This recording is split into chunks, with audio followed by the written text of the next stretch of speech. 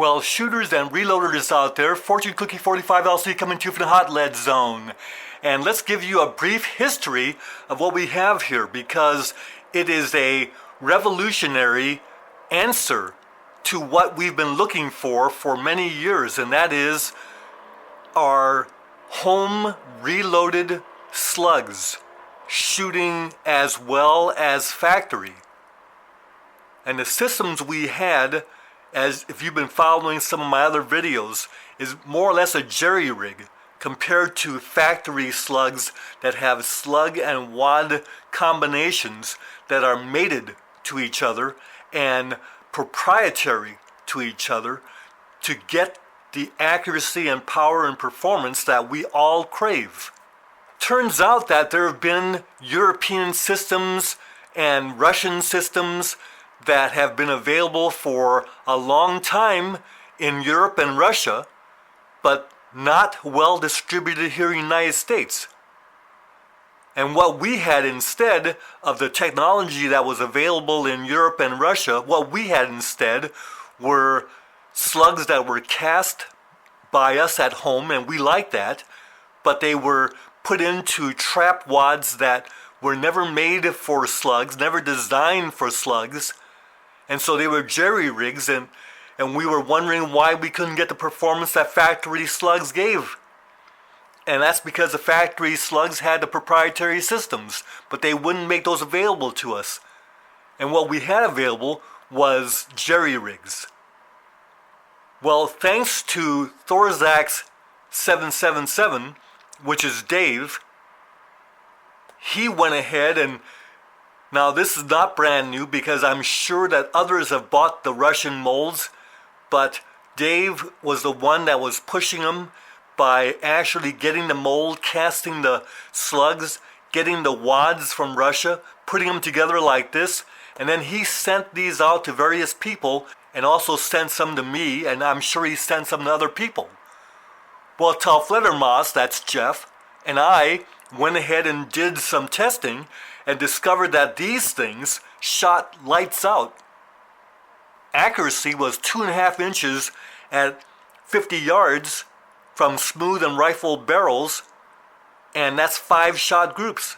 And what Jeff at Talfledermaas did, he shot them very impressively against a number of different kinds of targets, including gummy bears and sandballs and 6x6s and all of these kind of things at 50 yards, and blew things up, and very impressive performance. So he likes these slugs, and he likes the accuracy he got from them because he hit everything he was aiming at, but he didn't shoot the groups, and so I shot the groups, and the standard deviations, the power and feet per second was great.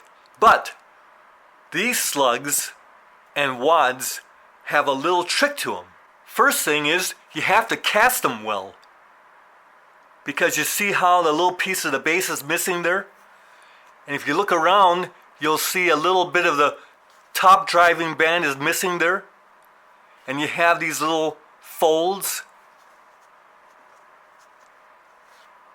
And that's because when you pour the slug from the mold, it pours with the base down, it pours the nose up. So what you're really pouring is a cylinder of lead. And so the lead goes into the mold, and it has to fill a cylinder, so it's very temperature sensitive. If you have a colder alloy, you're going to get all kinds of distortions and folds like this, and then you're going to have missing areas. Even though you use some tin in your alloy, you're still going to get some missing areas on the very important driving bands. So the first thing is you have to cast them well. If you don't cast them well, they're not going to shoot that well for you, or not going to shoot as well as they could. We've solved that because what you need is a hotter alloy. You need about 3% tin. So cast it at about 875, have about 3% tin, and cast quick, because the aluminum mold and the cylinder shape of the mold is not going to hold the heat as well. So you have to cast quick, don't waste time, and get a good casting. So by casting at the right temperature and the right tin content, look what you get. Nice castings. Not the missing driving band like you see there. And you'll get good noses also because you cut the sprue off nicely. Now, these are the proprietary tail wads that make those so successful.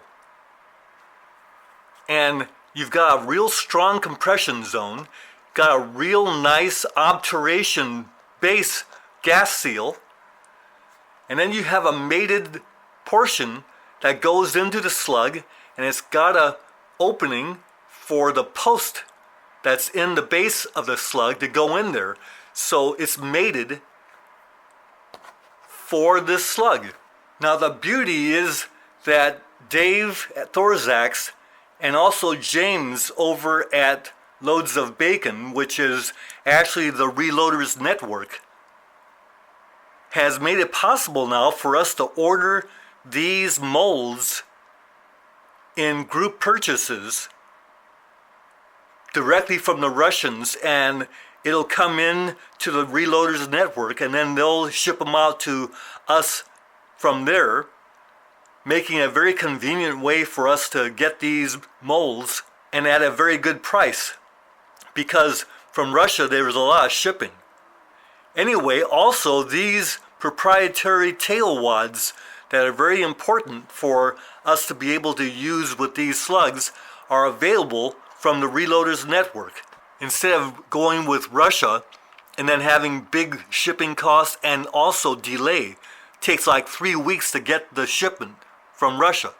So the good news is we can order not only the Hydrant slug, but also the other Russian slugs, including a very intriguing one called the Paradox, and I want to get that one.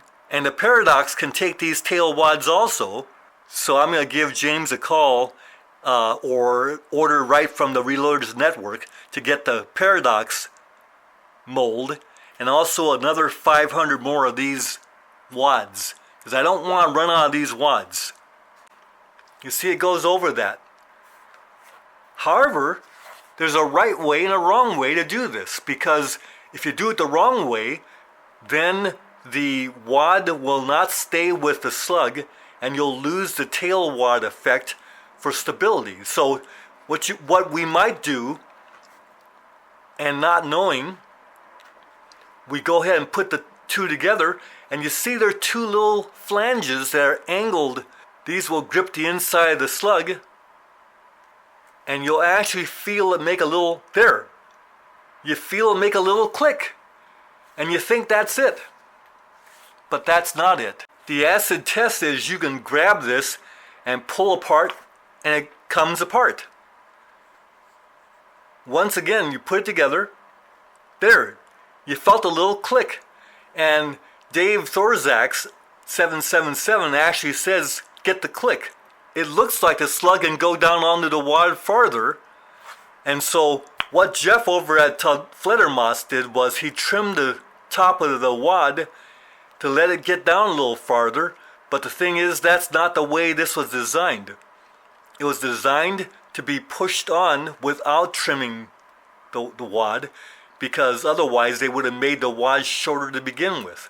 So you try and push that together as hard as you can, and you can't get any farther down than that. So you think that's it. But if you pull it, you can still pull it apart. Well, what Dave Thorax said was this is not the way to do it. So what you do, take a 12 gauge empty hull and you cut it down so that the wad and slug can go inside like that. Then you put this on a hard surface, and that lets you use a lot of force to push that wad and slug together. So what you want to do is push and feel it click. Like that. Show you again with this powder coated one, and notice that the wad has a little flash on the end there. We won't even worry about that. So you push together, and you think that little click there was enough. But when you put it together with a couple that were assembled using the Thorax 777 system, and can you see that the two slugs on the left are seated more than the one on the powder coated? Give you a close-up. So you see you need to get that second little flange in there to be inside the slug, as you see on the two on the left. The one on the right will not shoot as accurately as the two on the left. Now how do I know that? And that is, I just went ahead and loaded some with this kind of setup. And they didn't shoot anywhere as well as the ones that I loaded up from Dave. In fact, shooting these combos reminds me very much of the performance of our Lee cast slugs and our Lyman 525s, all that kind of thing. Not going to shoot that well at 50 yards, looking at 8 to 10 inch groups. Whereas with this, at 50 yards, we were getting 2.5 inch groups. So let's go ahead and give this one the treatment, and that is it goes into the cut down hull, and I will go to the corner of the table so we can push. And now you see how we've got it seated nicely? That's the key. All made possible by what Dave Thorax figured out for us. And we would do very well to abide by his findings, because this is going to work. Look at these rascals. It's hard to pull them apart. Oh, well, I got it.